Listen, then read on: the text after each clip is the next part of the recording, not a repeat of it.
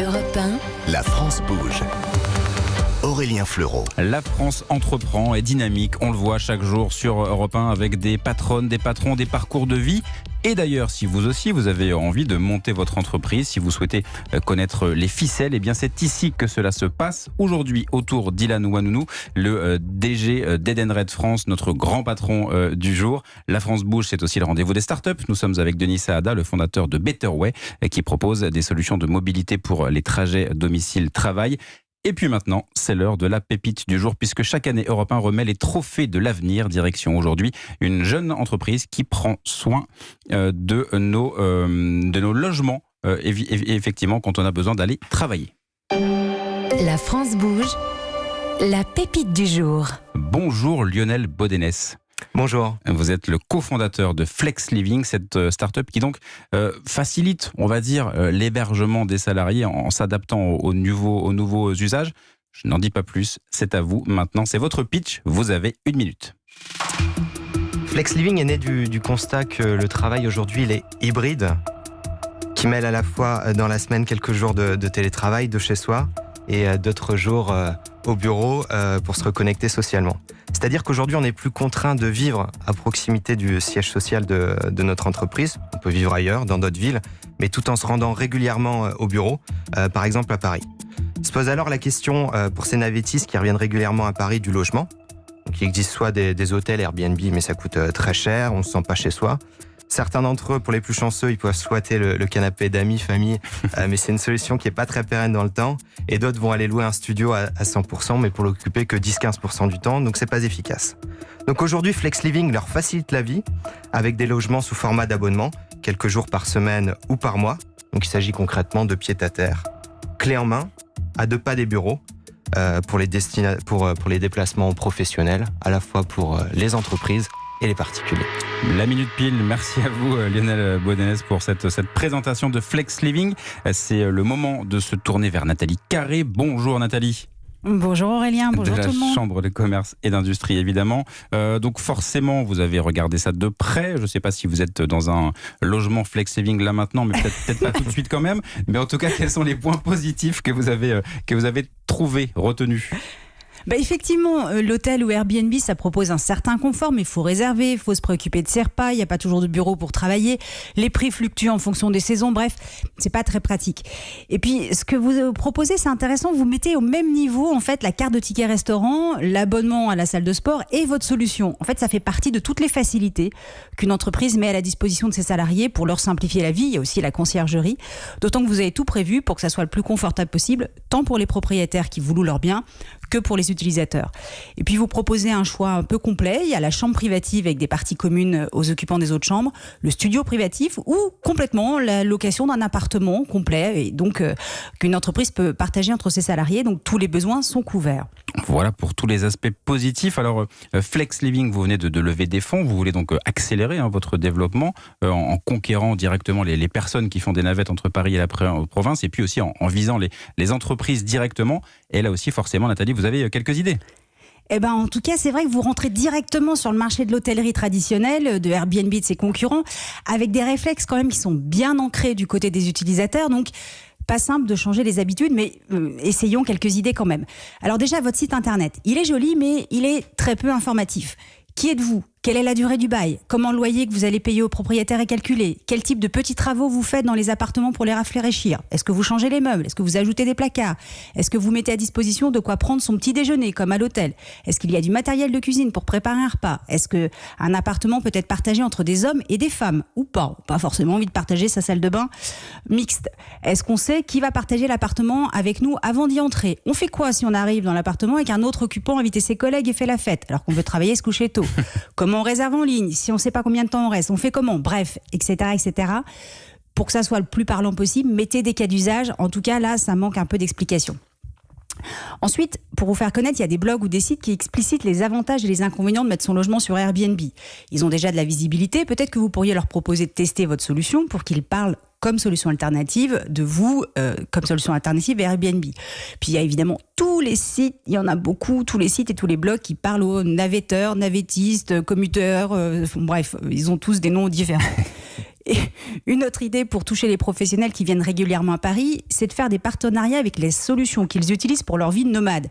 Je pense à Cabaya, Herschel ou Desley par exemple, parce qu'ils utilisent des sacs à dos, des sacs de voyage, Uber ou Frino, parce qu'ils utilisent des taxis pour aller de l'aéroport ou la gare vers le logement, les relayages dans les gares, parce qu'ils achètent un magazine avant de monter dans le train, la brioche dorée ou les autres, parce qu'ils prennent un café avant de monter dans le train. Bref, vous avez compris l'idée de vous adresser, donc faire des partenariats. Effectivement, l'idée des partenariats, on va en parler peut-être dans un instant si ça peut se mettre en place, mais il y a aussi une autre option, ce serait passer par les comités d'entreprise. Oui, alors effectivement, les comités d'entreprise, c'est eux qui gèrent les tickets restaurants, etc. Mais en général, ils sont sursollicités.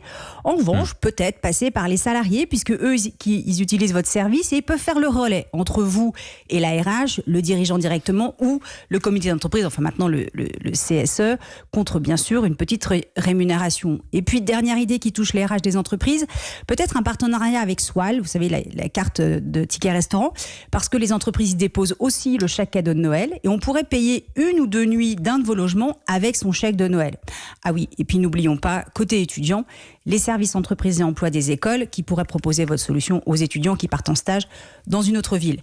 Voilà, quelques idées pour faciliter votre développement en France et pour que Flex Living devienne la solution des étudiants et des professionnels nomades qui aiment être partout comme chez eux, tout simplement.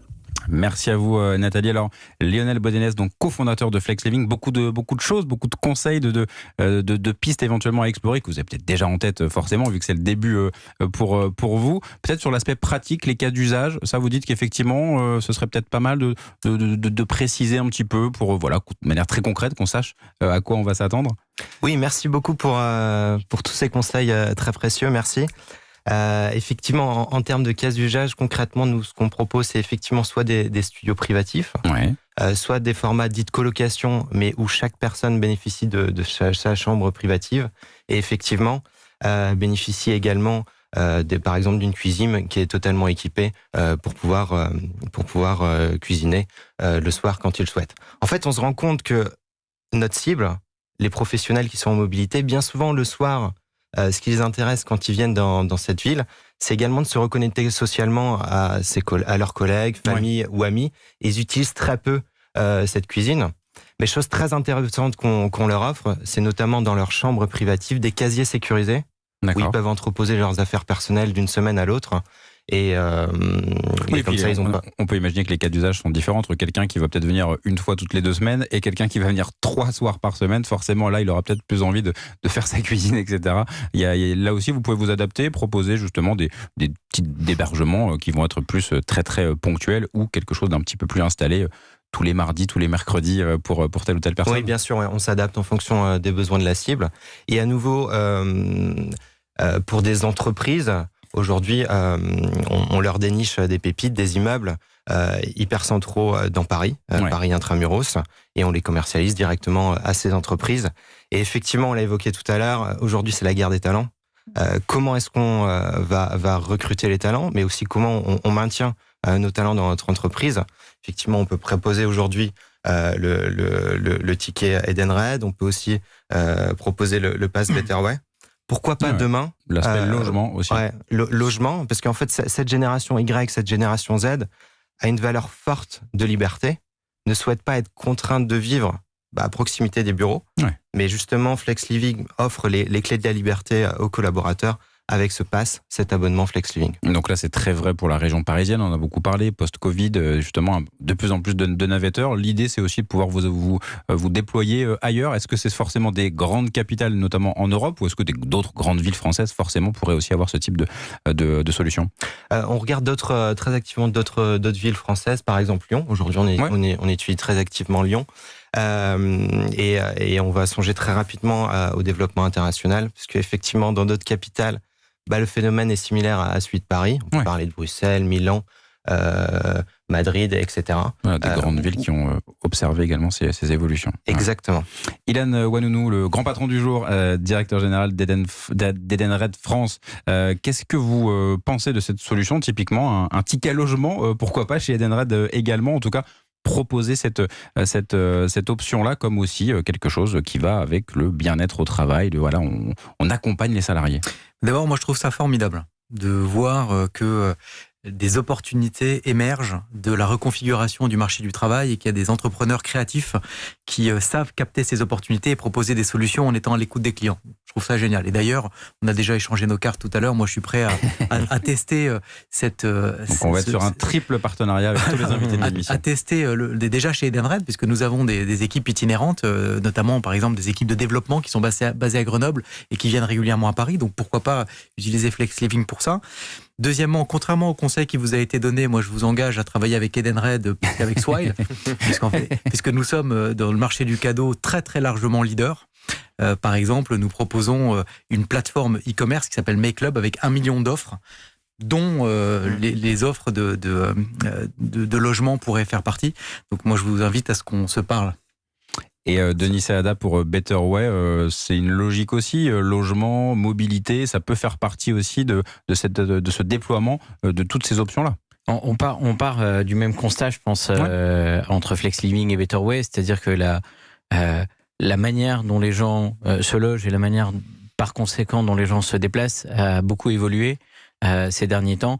Nous, on le constate dans nos chiffres. On a aujourd'hui beaucoup de salariés qui habitent plus en région parisienne ou près de leur siège, qui habitent ailleurs, donc qui vont changer la manière dont ils se déplacent. Ce sera plus du vélo, mais des abonnements SNCF. Ça sera plus de l'abonnement métro, type etc. métro, etc. Mais ça va être de la mobilité en one shot à l'usage. Donc on voit aussi ce développement et bravo pour l'idée en effet sur le télétravail. Je pense qu'il y a énormément de choses à faire. On en parlait en off tout à l'heure. Nous chez Better Way, on a aussi des navetteurs qui viennent travailler 2-3 jours par semaine à Paris, qui aujourd'hui se débrouillent. Mais c'est une situation qui n'est pas tenable dans le temps. On ne peut pas dormir sur le canapé de ses potes toute la semaine, toutes les semaines pendant une durée très longue. Donc je pense qu'il y a un bel avenir sur ce type de solution. Et Lionel Bodinès, il y a beaucoup de logements disponibles. Comment vous faites pour en trouver, pour justement qu'ils soient adaptés, qu'ils soient pas trop loin peut-être des grands centres d'affaires, on va dire, pour faire simple? Flex Living est né il y a un peu moins d'1 an et aujourd'hui on dispose déjà plus de 80 chambres en exploitation dans Paris. D'ici 1 an, on en disposera plus de 300. Et effectivement, on se développe à la fois auprès de propriétaires privés, mais aussi d'investisseurs dits institutionnels sur des formats immeubles. L'avantage pour les propriétaires, c'est qu'ils délèguent totalement la gestion opérationnelle et administrative à un professionnel, Flex Living. Et bénéficient de loyers sécurisés sur le long terme, puisqu'on signe des beaux long termes avec eux. Et cerise sur le gâteau, bien souvent, on vient rénover leurs biens, et c'est quelque chose qui vient valoriser leur patrimoine. Pour mettre à niveau, pour proposer quelque chose. Donc effectivement, les propriétaires qui peuvent nous écouter aujourd'hui, on serait ravis de les accompagner. Aussi. Et en termes de tarifs, par nuit, est-ce qu'il y a un prix moyen, si on est plutôt sur des studios ou des chambres? Donc effectivement, nos prix dépendent de la localisation des biens à Paris aujourd'hui, mais en moyenne, on est moins 40 à moins 50% moins cher qu'une offre hôtelière ou para-hôtelière, ce qui est très significatif. Et ce qui rend quand ça devient régulier, quand c'est un budget mensuel qu'on alloue à ça. Effectivement, merci à vous pour la présentation de Flex Living. Alors si vous aussi, vous êtes une pépite, vous avez envie de venir pitcher ici votre projet d'entreprise sur Europe 1 à La France Bouge, on va le rappeler, Nathalie Carré, il n'y a qu'une seule adresse. Et oui, et c'est e1-lafrancebouge@europe1.fr. Et promis juré, Charlotte Barrican, Solène Godin et moi, on lit toutes les candidatures reçues. Merci à vous Nathalie. Allez, on arrive bientôt déjà à la fin de notre émission. Nous allons revenir sur une entreprise qui est déjà venue ici à La France Bouge, une solution pour améliorer la sieste au travail. Si, c'est autorisé. Europe 1. Nap & Up voulait démocratiser la pratique de la micro-sieste en entreprise. 3 ans après un premier passage dans La France Bouge, où en est cette start-up? Réponse avec sa cofondatrice Gabrielle de Valmont dans un instant. Europe 1, La France Bouge. Aurélien Fleuron.